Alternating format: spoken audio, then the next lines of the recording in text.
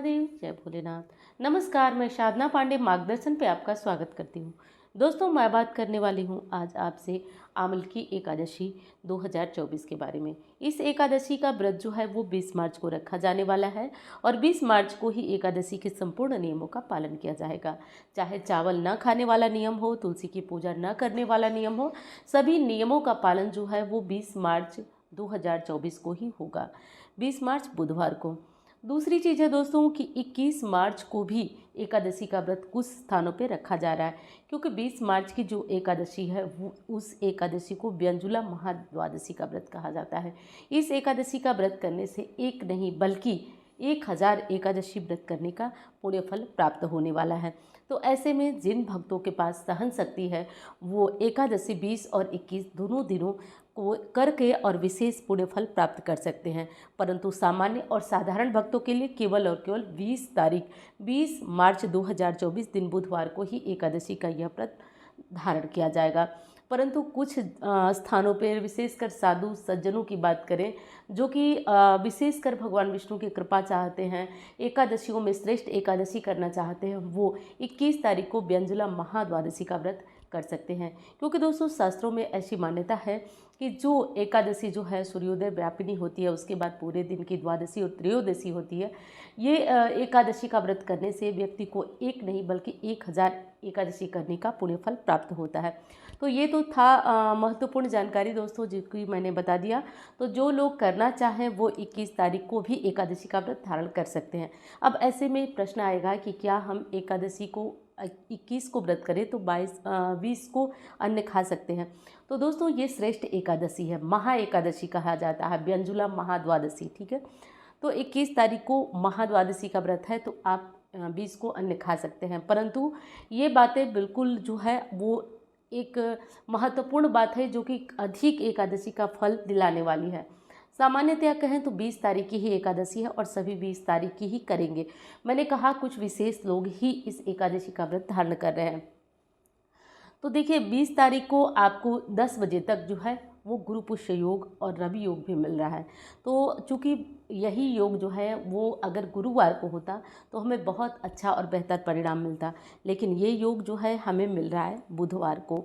तो बुधवार को कोई विशेष अंतर नहीं होता, जैसा कि मैं बार बार आपसे कहती हूँ कि अगर ये गुरु पुष्य योग जो है अन्य दिनों में पड़ता है तो इसका कोई विशेष असर नहीं होता है, परंतु वही रविवार हो जाए, गुरुवार हो जाए तो उसका बहुत विशेष अंतर होता है। तो आज कोई विशेष जो है मुहूर्त नहीं मिल रहा है हमें। हाँ, 10 बजे तक आप अपनी पूजा ज़रूर कर लीजिएगा भगवान विष्णु की। गुरु पुष्य योग में अगर आप पूजन कर लेते हैं तो भगवान की पूजा के लिए ये योग विशेष है।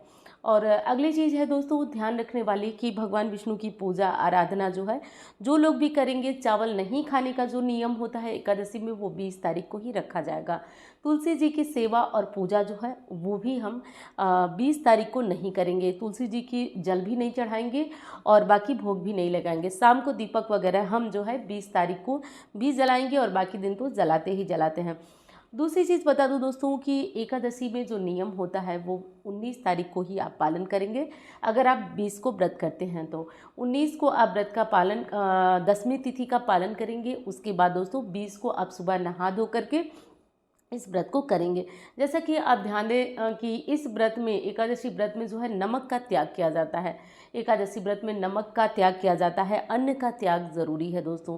कहा जाता है कि एकादशी व्रत में अन्न का त्याग करना चाहिए। वैसे तो हर व्यक्ति, हर भक्त को ऐसी शास्त्र की एक कथन है कि हर व्यक्ति को एकादशी व्रत उपवास ज़रूर करना चाहिए। यदि संभव है तो इस उपवास को, इस एकादशी व्रत को अवश्य करना चाहिए। परंतु दोस्तों नियम है कि इस एकादशी को आप जो है कुछ विशेष महीनों से शुरू करें, जैसे अगहन से, जो कि भगवान विष्णु का माना जाता है मास। अगहन से साथ साथ माना जाता है दोस्तों कि उत्पन्ना एकादशी से इस व्रत को प्रारंभ करते हैं, कार्तिक मास से प्रारंभ करते हैं। तो अगर उत्पन्ना एकादशी छूट भी जाए तो आप अगहन और कार्तिक मास से भी एकादशी का व्रत धारण कर सकते हैं। उद्यापन कैसे करें, ये बहुत बड़ा जो है कई वीडियो में पूछा जा रहा है।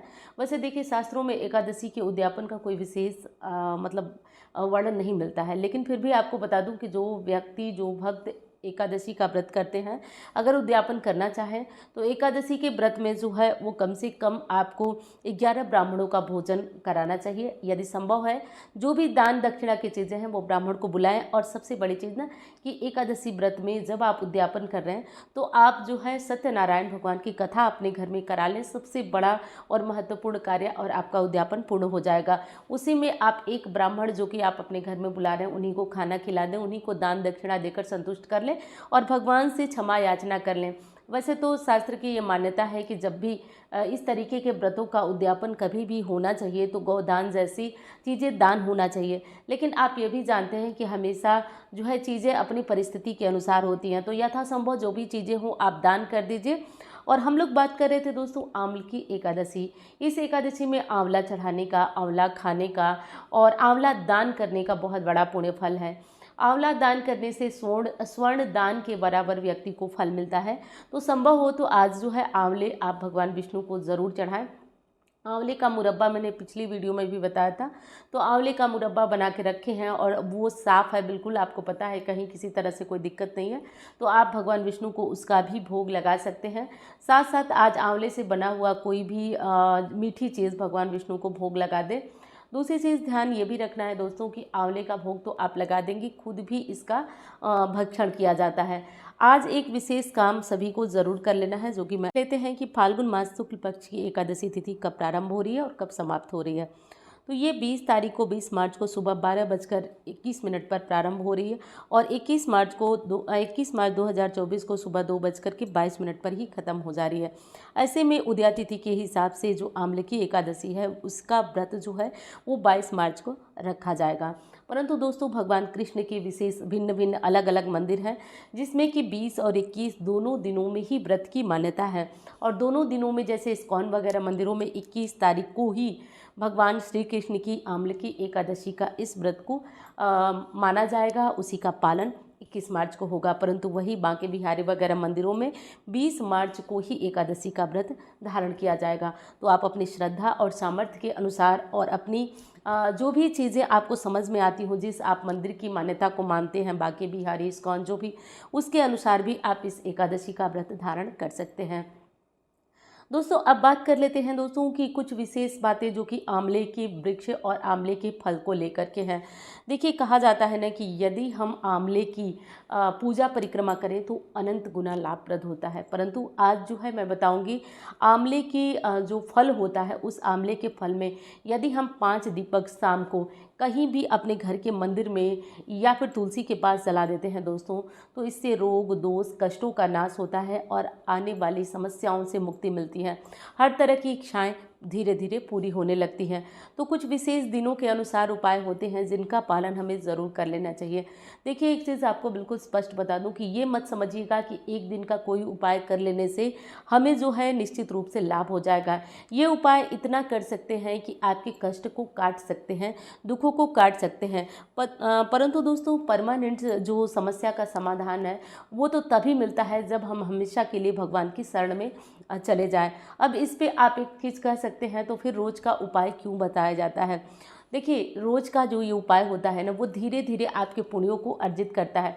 थोड़े थोड़े यदि मान लीजिए आपके अपने घर में अगर 1-1 रुपये भी इकट्ठा करना शुरू कर देते हैं तो धीरे धीरे वो बड़ी रकम बन जाती है। तो वही चीज़ हमारे पुण्यों को, मान लीजिए इस एकादशी पे आप कुछ किए, अगली एकादशी पे कुछ किए, प्रदोष पे कुछ किए, अनेक तरह की चीज़ें, तो ये धीरे धीरे ना आपके पास भी एक दिन इतना बड़ा अमाउंट बन जाएगा कि आपके जीवन से हर तरह की कष्ट और समस्याओं को निकालने में सक्षम होगा। दोस्तों ये कलयुग है, हम ना चाहते हुए भी नाना प्रकार की समस्याओं और संकटों से जूझते हैं और माने न माने उसका केवल और केवल एक ही आधार है, प्रभु की शरण में बने रहना। तो ये जो छोटे छोटे उपाय है ना, उसको ये मत सोचिए कि एक दिन में ये क्या चमत्कार करेगा, ये सोचिए कि धीरे धीरे हम कुछ कर रहे हैं जिससे कि हमारे पुण्यों का उदय होगा। अब देख लीजिए दोस्तों कि आंवले की एकादशी की जो व्रत है उसका पारण आप कब करेंगे। तो देखिए आंवले की एकादशी व्रत का पारण 21 मार्च को दोपहर 1:41 से शाम 4:07 तक किया जाएगा। पारण के नियमों का, विधियों का बहुत ध्यान रखिएगा। वैसे तो मैं हर वीडियो में बताती हूँ कि पारण में विशेष ध्यान रखिएगा, 3 बार भोजन न करिएगा आप लोग, जो कि बहुत ज़्यादा ज़रूरी है। 3 बार भोजन न करिएगा, नहीं तो आपके द्वारा किए गए व्रत का जो पुण्य फल होता है वो तृष्णा को चला जाएगा। साथ साथ हमें ये भी ध्यान देना है दोस्तों कि एकादशी व्रत में जो सुबह का हम भोजन करते हैं, पहले तो ये नियम ध्यान रखें कि आप जो है जो पुण्य पारण का समय हो उसी में आप पारण करें। और दूसरी चीज़ कि सरसों के तेल का इस्तेमाल ना करें और लहसुन प्याज का इस्तेमाल नहीं किया जाता है। हाँ, वहीं पे शाम को अगर आप कहीं घूमने जाते हैं, जैसे बहुत सारे कमेंट आते हैं कि दीदी चाट पकौड़े ये सब खा सकते हैं, तो शाम को जब आप पारण अच्छी तरह से कर लिए उसके बाद आप कहीं भी घूमने जाइए, कोई भी चाट पकौड़ा खाइए, किसी भी तरह की कोई दिक्कत नहीं होने वाली है। इस तरीके से पारण कर लेना है दोस्तों। और हाँ, बस इतना कहना चाहती हूँ आप लोगों से कि यदि संभव हो ना तो 5 आंवले कोई बड़ी चीज़ नहीं है, आप कहीं से भी खरीद के ला सकते हैं। और आंवलों के बीच में क्या करें, आपकी थोड़ा थोड़ा आप जो है किसी भी नुकीली चीज़ से आंवले के गूदे को निकाल लें, बीज को निकाल लें, थोड़ा थोड़ा जगह बना लें और जो गोल वाली फूल बत्ती होती है उसको थोड़ा थोड़ा घी में भिगो करके और उसमें जो है दीपक आप जला दीजिए। अनंत पुण्य फल देने वाले छोटे छोटे उपाय होते हैं, तो ऐसा ज़रूर कर लेना है दोस्तों। और हाँ, वीडियो पसंद आए तो लाइक करिएगा, चैनल को भी साथ साथ सब्सक्राइब कर लीजिएगा। और मैं मिलती हूँ आपसे किसी अन्य वीडियो में। धन्यवाद। हर हर महादेव। जरूर।